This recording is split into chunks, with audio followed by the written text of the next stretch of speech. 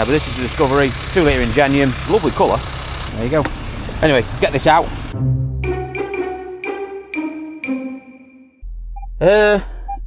Things have developed into something a bit more serious. Yeah, fire brigade are on the way. Oh my God.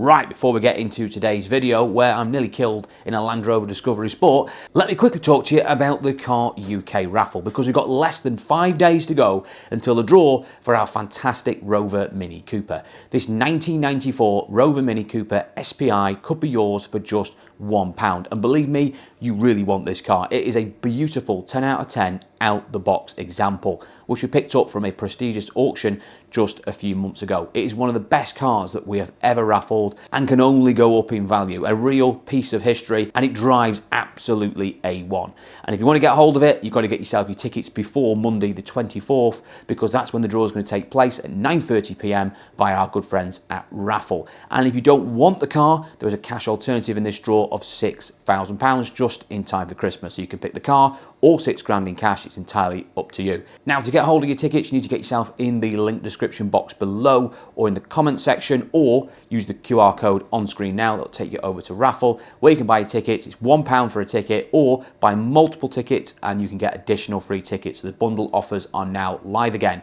Spend £5, £10, £15 or £20 worth of tickets and you'll get additional free tickets, up to 100 free if you buy the £20 option. And the more tickets you have, the more chance you have of winning that stunning Mini. And also remember as well, this is a guaranteed prize. If you are the lucky winner, you have the choice of the cash or the Mini. It's a guaranteed draw. The prizes are alive and ready to go. So get yourself involved. You've only got a few days to do it. So get yourself in the link description or that QR code and get hold of your tickets today. Hi there, welcome back to the Car UK channel. Right, this is not the start of the video that I was planning. That's the first thing I'll say. So those of you who don't know me, my name is Lee. I run the Car UK channel and have a little car pitch in Crewe in Cheshire, where I deal in cheap cars, budget vehicles under £5,000. And we do lots of things on this channel, like going to auctions and vlogging, showing me purchasing the vehicles, you know, showing what goes on at my pitch and what we do around the cars and what we sell, etc. That's what I've been doing for the last few years. However, this video probably might get picked up by people who've never watched me before or never seen any of my videos. But as you can see from the title, something serious has happened. It's probably got your interest. So I'm going to give you the full story later on, what exactly has happened. But I thought first I'll just do a very quick intro, give you the background of what the day was about and what the video was about and how it dramatically changed because of the events that happened. So in short, I basically purchased a few vehicles from a local auction. A couple of these cars in particular were for export. These are cars that would go abroad for a customer of ours. So we went down to a local auction to pick them up, and say disaster struck with one of those cars. And I'm going to show you the full video now of the entire video. Obviously, I wasn't aware at the beginning of yesterday when filming this, when this happened, what was going to happen. So I'll start the video off there. So for those of you who watch regularly, it'll be a normal vlog video, going to the auctions, having a look at some cars, picking some vehicles up, including the Land Rover in question. And then you'll see what happened and how events basically moved very, very quickly and ended up in, well, basically the car being completely destroyed in a fire. So those of you interested in that, carry on watching. You're going to go into that video shortly from the beginning. However, for those who might not be interested and want to get directly to maybe the action, see what exactly has gone on, then there is timestamps below and you can skip forward. But I think it'd be great to watch the rest of the video. It gives you an idea what I do and what we're about, and also to a lead up to the dramatic event that took place just yesterday. So I hope you enjoy this one, and I say I'll catch up with you later and I'll give you the full story of what's happened minute by minute, second by second, that led to this horrific fire of this Land Rover with me in it. So without further ado, let's get straight into this video where you joined me yesterday morning in what I believe to have been a completely normal average day.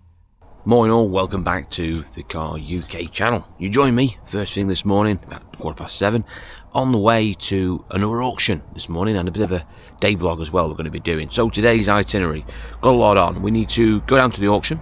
I've got to pick a couple of cars up that we've already purchased, some four-wheel drive cars for a customer. Plus I need to look at a few vehicles that I need to bid on this afternoon. The auction we're going to is a hybrid style auction, so you go and view them first and then you bid online later. So we'll have a look at some cars while we're there. Then we need to get back to the pitch because we've got loads going on there. We've got about 6 cars going out this week in handovers. We need to finish them off. We've already started on a few of them. got about halfway through. So I'll show you what we've been working on, get the bonnets up, show you around, show you what else we sold and what we're going to be getting finished off in the next few days. Plus, as well, we need to get the ramp organised as well, hopefully today. We've got a ramp, a 4-post ramp that's been on the back burner for about 2 weeks since it's been delivered.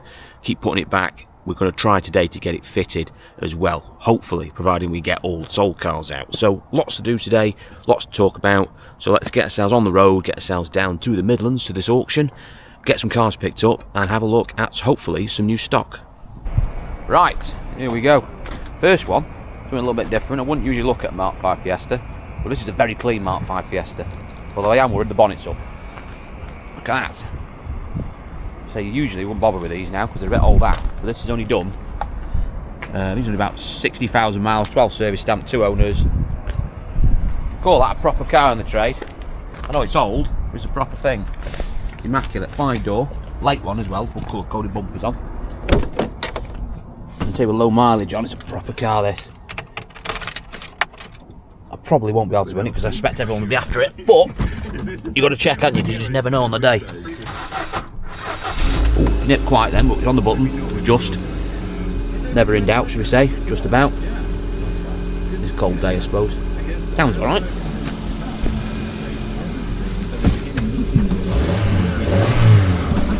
Oh, half a tank of titty, innit? Got a clutch. Butt pack. Really clean. Radio 2 on, very civilised individual.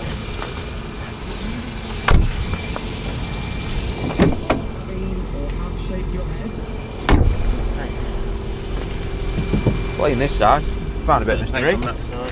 Oh, a little bumper corner there. Might want the bumper corner painting, but that's a blow-in, it's nothing.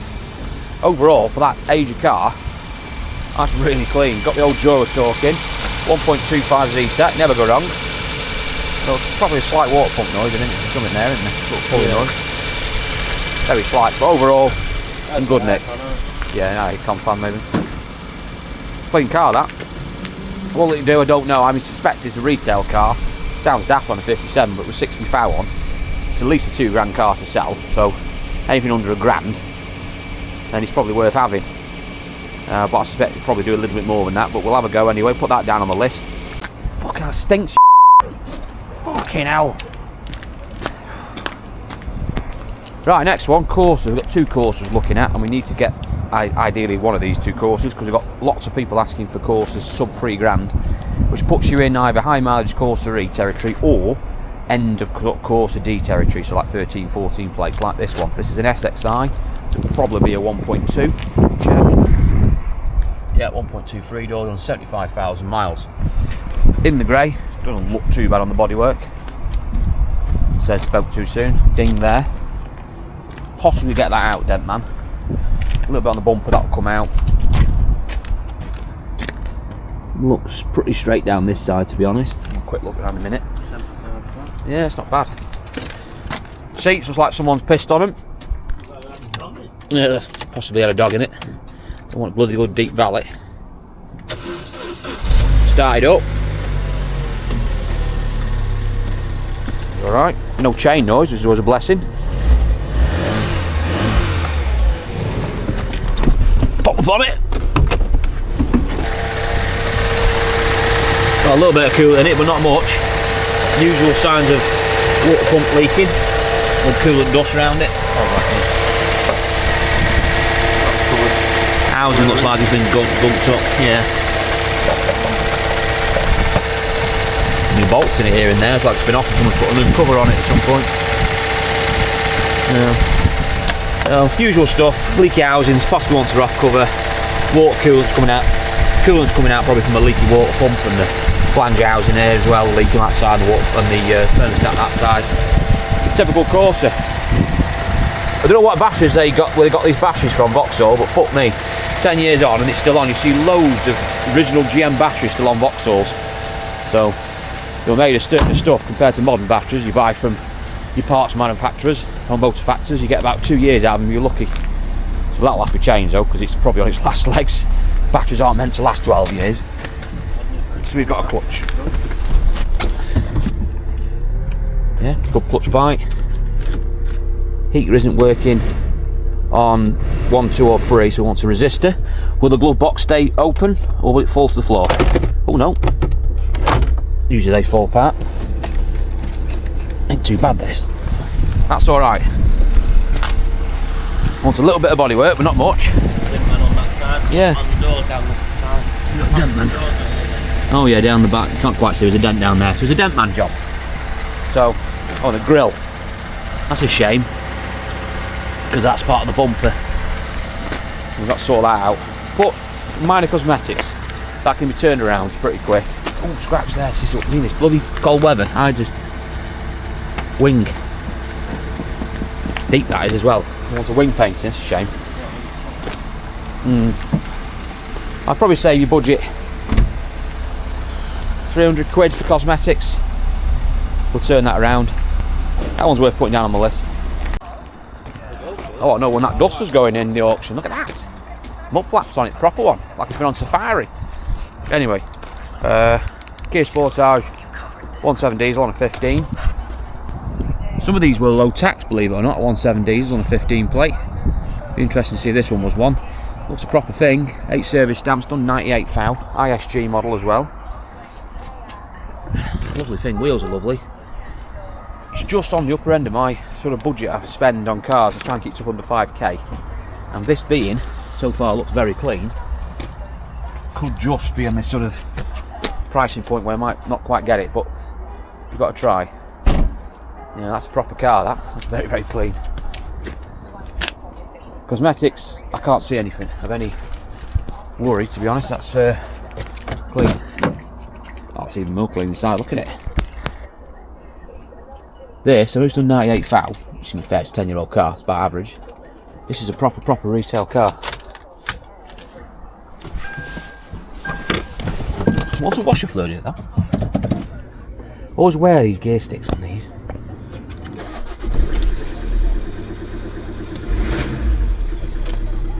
Sounds alright. Again, look at that, full of fuel! Can't see anywhere I'm going because it's... So we've got a clutch. Turn that heater off. Shut up.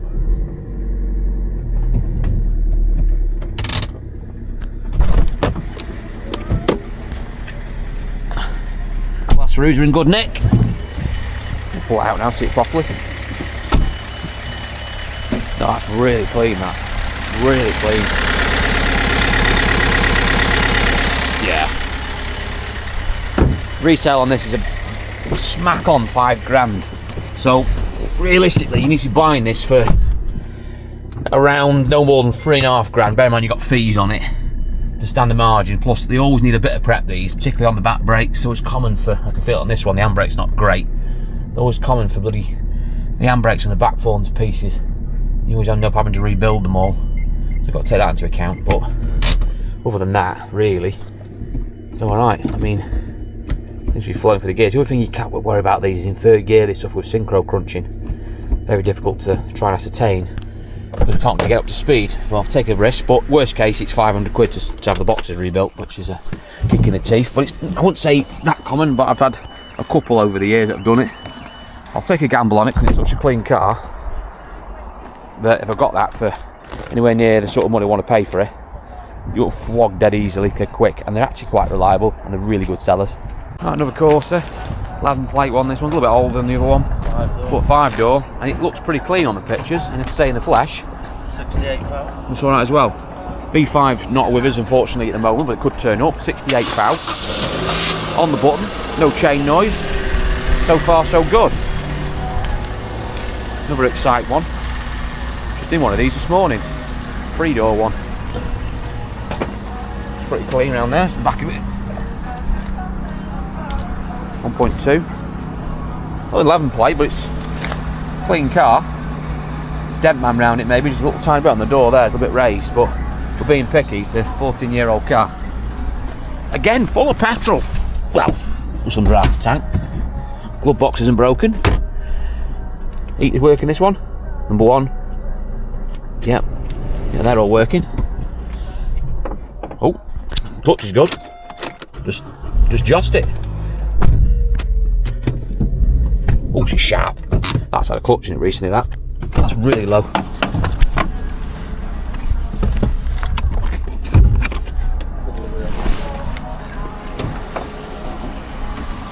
Got a couple of wheels that want refurbing. Just on the edges there.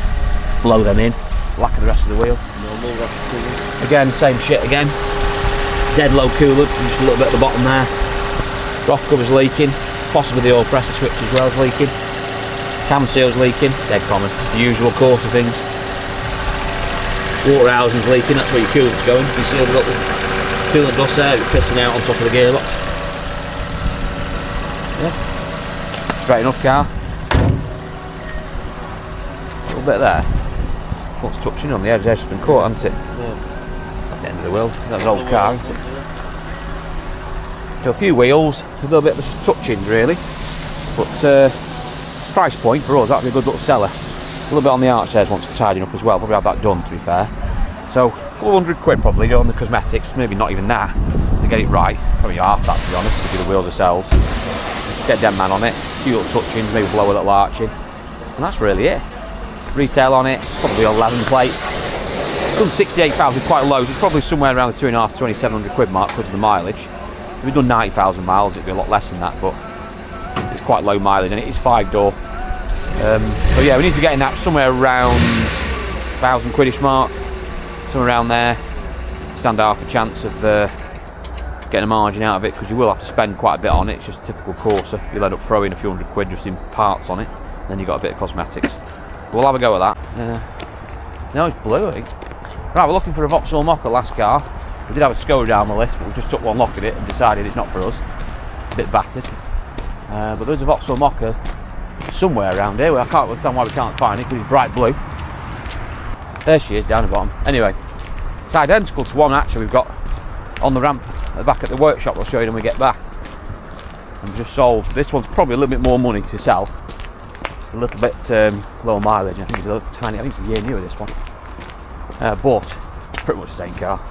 Although I don't think this one's an SE. My one we've got back at the workshop's a really high spec SE. I think this is just a mid-range one. Yeah, I think it's an SI. Is it SRI or SE? Oh, it is an SE. Take it all back. It's an SE. It's an identical car. Just a year newer and a little bit less miles on. First thing I've noticed, I didn't see on the pictures, horrible mark on the wing, and someone's touched it in with a yard brush. The wing wants painting. Other than that though, wheels are just dirty, maybe one or two of them want refurbing. Doesn't look too bad down there, you can never quite tell with the frost.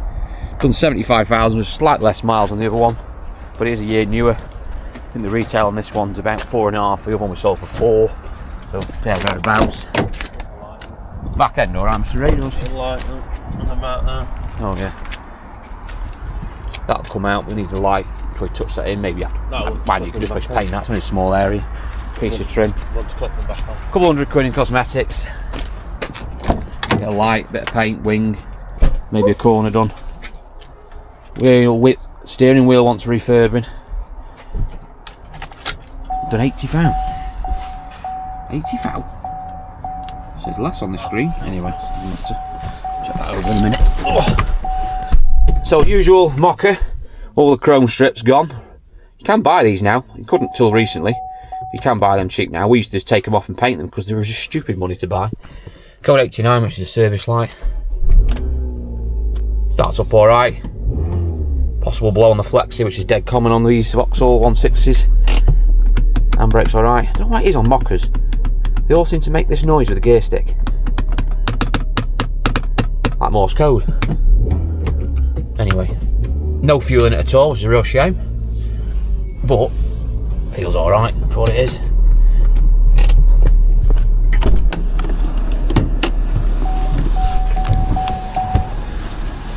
It's alright inside. Yeah, it's clean up. Pretty much the identical car to what we've got, really, in every way. Oh, bloody cool in it. Someone's had a coil pack in it at some point in his life and smashed the top. We've got one anyway.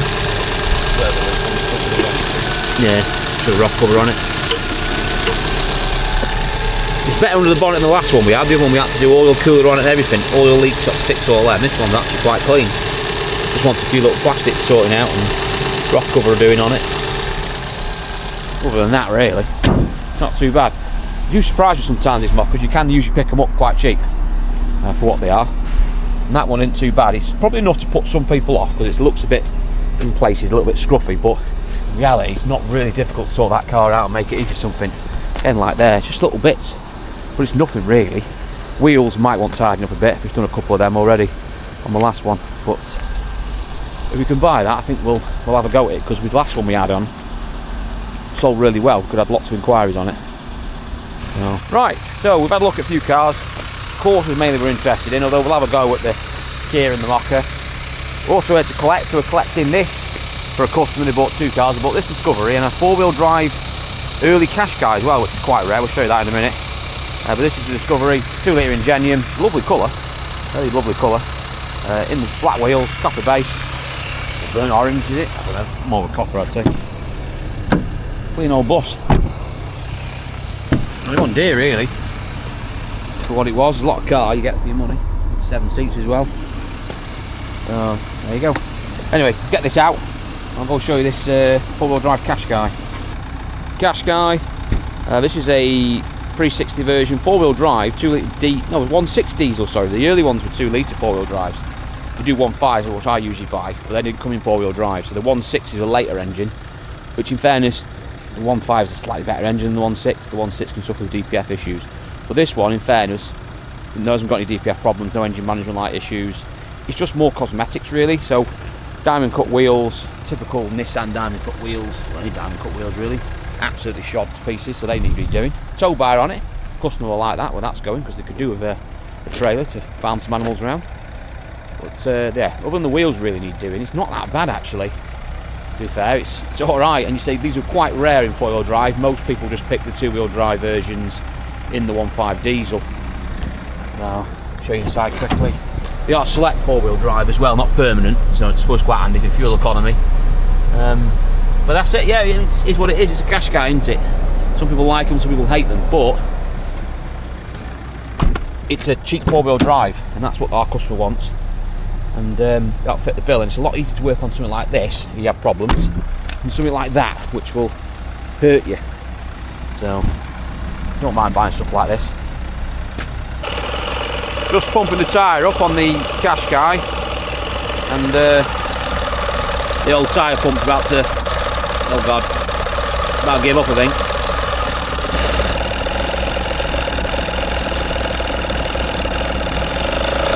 Hey up. Oh my word, you done the trick Dave, smacked it. Yeah. I'm full chat now. Oh that's it now, we're motoring now. I'll have that tyre up in seconds. Right, finally got the tyre up in the end. So back to the unit now. We're going to get these cars back hopefully in one piece, and have a look around at the yard, because we've got, say, about 6 cars going out. I'm going to show you what's been going on, what we've been working on, what we've been fixing, etc., what we've got to fix.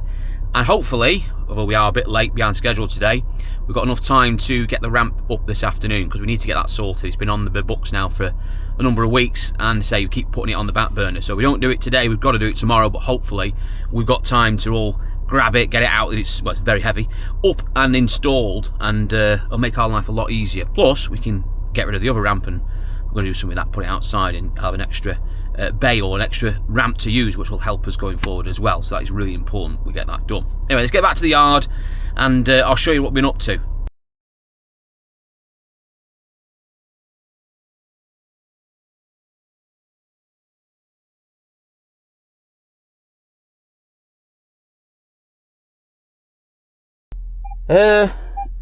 Things have developed into something a bit more serious. Fuck's sake. So driving it back, just trying to get it parked up somewhere so we get it recovered. Literally got about not even 1,000 yards down the road to try and find somewhere safe to park it, and we just heard a mighty bang and he went up, and now, yeah, fire brigade are on the way. Oh my god.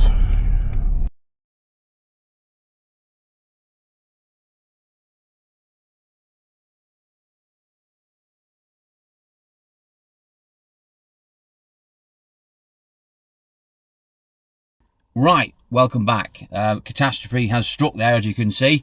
I think I need to go through basically what happened sort of second by second, really, or minute by minute, because it didn't take long from me leaving the premises until we saw what happened there, where the car basically, well, was engulfed in flames. First of all, because I'm sure people will ask, I am perfectly fine. I say I got out uninjured. Did have a little bit of a scare at one point, which I'll talk to you about in a sec, but I got out fine. I'm perfectly fine. There's no issues with me at all. Just want to make sure that's abundantly clear. So basically, recap back from what we've just seen there. We got the car out, as you've just seen. We've got the two cars out we're picking up. One was a Nissan Qashqai, and the other one was the Land Rover. Land Rover started up, no problems at all. Got it out on the front, had it running for about 10-15 minutes because it was a freezing cold day. The weather has well and truly turned over the last few days here in the UK, and the car actually needed defrosting, would you believe, because it was about -2. So anyway, we got the car defrosted. The engine was running, like I said, for about 10-15 minutes.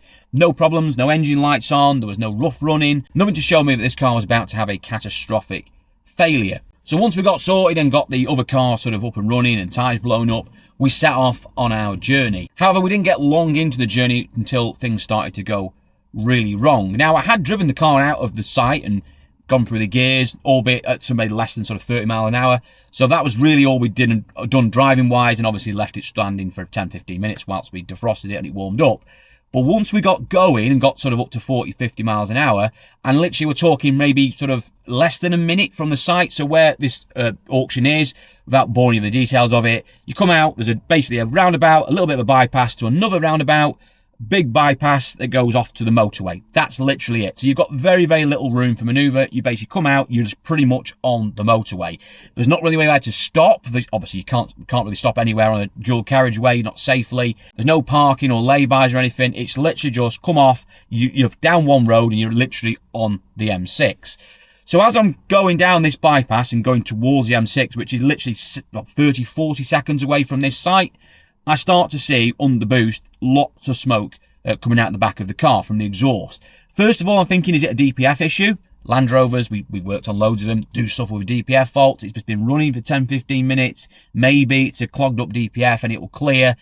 But a few seconds later, I'm starting to realise that no, this is getting a bit more serious. So I decided before we get on the motorway, I need to get this car turned back round and let's get it back to the safety of the auction, or at least somewhere outside it where it can be parked up. So I get to the bottom of the junction, just about join the M6, a little roundabout, go back round and start to come back towards the auction. This is, like I said, less than 1 minute into the journey, another minute to get back.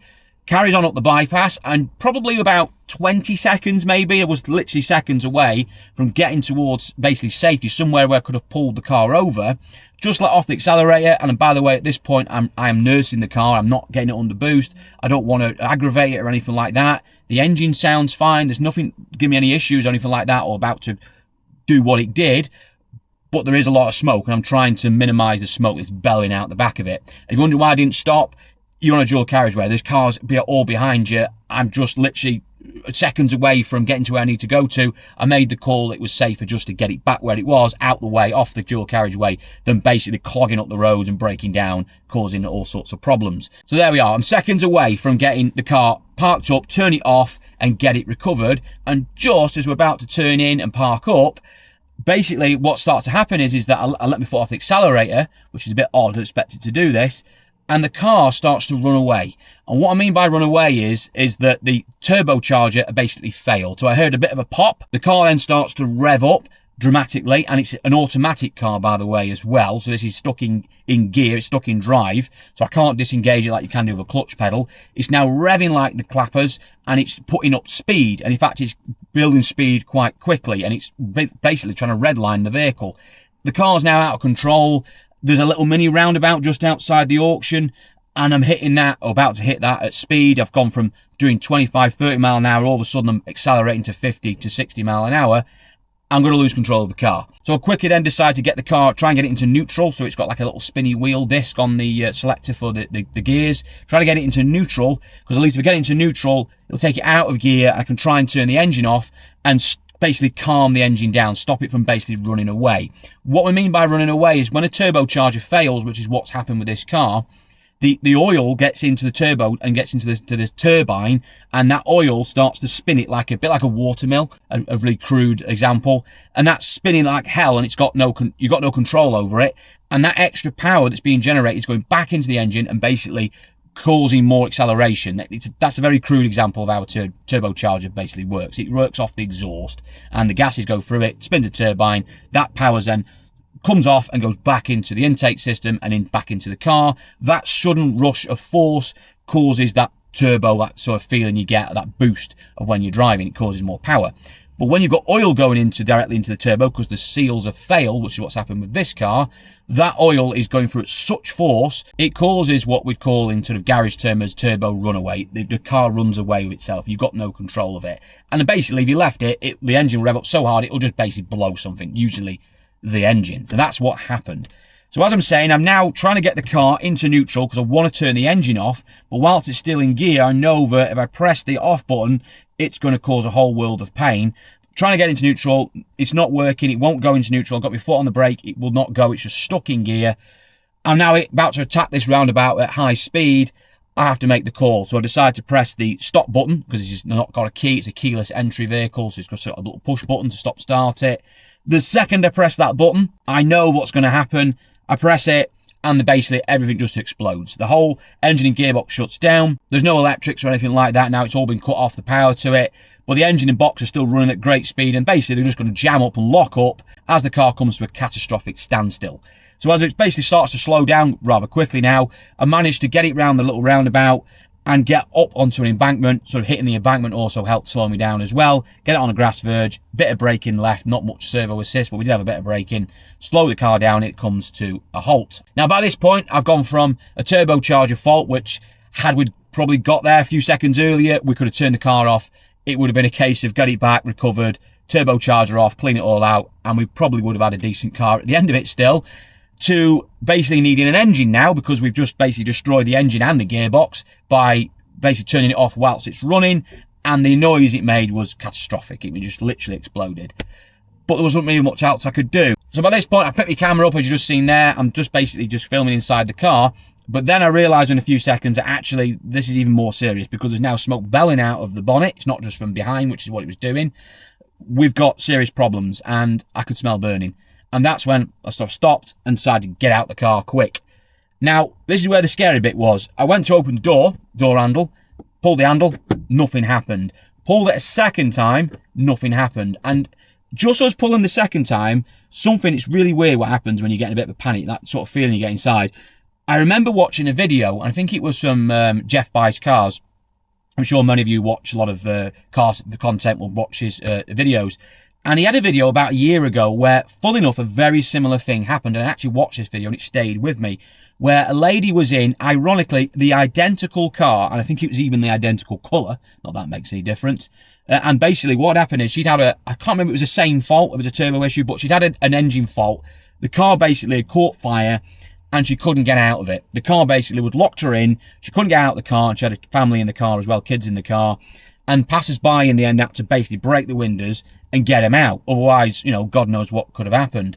And that's what's going through my mind when I've pulled that handle that first time and it hasn't opened. You pull it a second time and you're thinking, oh shit. And then luckily, you panic. You pull it a third time, all the central locking opened, all the doors, you had that click, and I got out. That was that. But that was a little bit of a scary moment.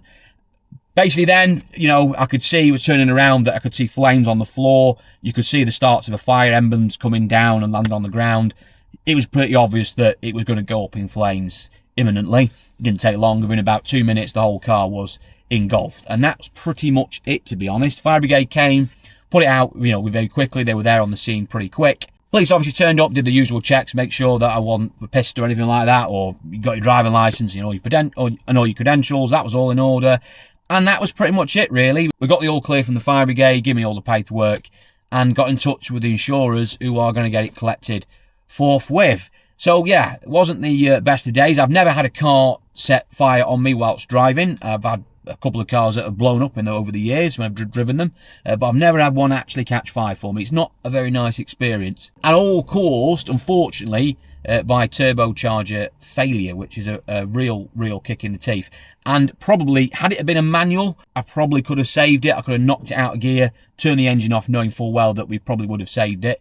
But being an auto, yeah, you're in trouble if you get a turbo that runs off on you and you're in an automatic car, because you've got very little control if you can't get it out of gear. But there we go. It's curtains now. It's done. Where does it leave us? Well, liability, because I'm sure people were thinking, well, you know, whose fault is it? Look, I'm a dealer. I bought this from an auction. So, look, I'm sure the insurance company will do their due diligence. They'll speak to the auction house, and they might want paperwork and stuff like that. What was the car described? Blah, blah, blah. But ultimately, underlying of this is not the same as a consumer buying a car from a dealer and that happening, you know, literally minutes later. That would be awful, catastrophic. And, you know, I'm no lawyer, but I would imagine in those cases that the responsibility would be very firmly parked at the dealer's door. However, this is a vehicle bought under trade terms, and it's been bought by an auction, and there's things like the Sale of Goods Act and stuff like that, which may or may not apply. I don't think they do. Consumer Rights Act doesn't apply. I used to run a car auction many years ago, so I know that you are on very sticky ground. I don't know is the honest answer. I will just let the insurance company deal with it. If they come back and say there's an issue with this, they're not happy with it, and they're going to contest it, that's up to them. I'm not specifically parking any blame at anybody. It's just one of those unfortunate things. I suspect it'll probably get ruled as just, it's an accident. It's just one of those things. I'll just leave it to them to sort out. I just work on the basis that the reality is it's probably going to end up landing at my doorstep unless they say otherwise. And it'll probably mean my insurance going up next year, which is more of that's what frustrates me most, because I'm quite good at my insurance, not making claims.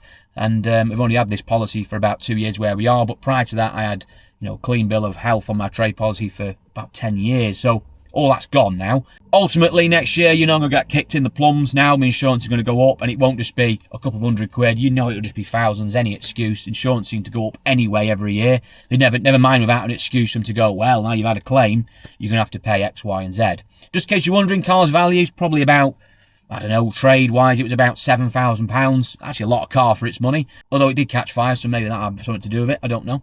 But there we go. That is that. It just comes as part of the job, I'm afraid, that these things can happen. You expect at some point, as a motor trader, that you're going to have accidents or claims on your policy.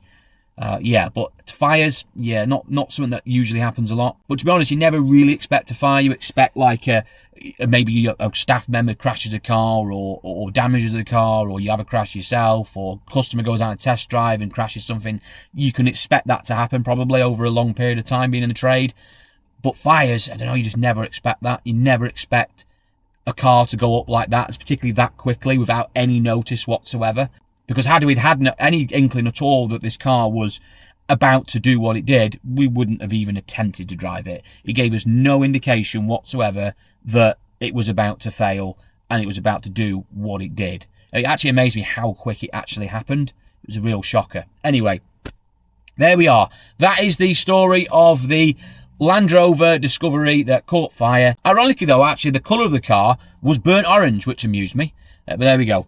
Right, I'm going to leave it there. I'm sure lots of you have got comments you might want to add on to this. So let me know in the comment section any questions you might have, or any theories or anything like that of why it may have gone wrong, or have you had a similar experience, or know people have had a similar experience. Whatever it is, get yourself in the comment section and get typing away. Those of you who might just clicked on this video perchance, if you like car content, then I would definitely suggest that you have a look at my other videos. You might find them very interesting. So my name's Lee here at the Car UK channel. So if you could have a look at that content, and if you like it, then do us a favour, please like and subscribe to the Car UK channel. It means a lot to me. Been working on the channel for the last 3 years, just past the 100,000 subscriber mark. And I'd love to have people who are interested in cars like myself and the motor trade and stuff like that on board. So please have a look at my other videos. And finally, don't forget as well to get involved in our latest draw, our Car UK Raffle. We host these raffles every other month for sort of interesting and classic cars. This time we've got one of the best we've ever put on a raffle, which is this beautiful 1994 Rover Mini Cooper SPI. It's a stunning example, and when I mean stunning, absolutely A1. It's a beautiful car, been well looked after. Originally came from Japan. It's so solid underneath. It's unbelievable condition, outside and underneath as well. And if you want to get hold of one of the best examples out there, get yourself in the draw. It's £1 to get involved. Plus as well, every time we do these raffles, we give money away to charity. We've given away thousands and thousands of pounds this year to charity Cancer Research UK, North West Air Ambulance Service, and Hopes and Beams, which is our #1 charity we give money to. They're a children's charity based here in Crewe. They help out children with severe disabilities getting involved in sport and helping out the families and supporting them as well. Amazing charity, and the money we give to them goes first hand on the ground, buying equipment, buying stuff, everything they need. They use it really wisely. They're a fantastic bunch, and I say I'd love you to get involved and support the raffle. Plus, while you're helping the charity out, you've also got the chance to win that amazing Mini. And if you don't want the Mini, there's a £6 cash alternative, and it's a guaranteed draw. It happens on Monday, the 24th of September, 9:30 p.m, via our good friends at Raffle, who host the draws for us. So check that one out. Good luck to everyone who buys tickets. Thank you for watching this one. Stay safe, and I'll see you all in the next one.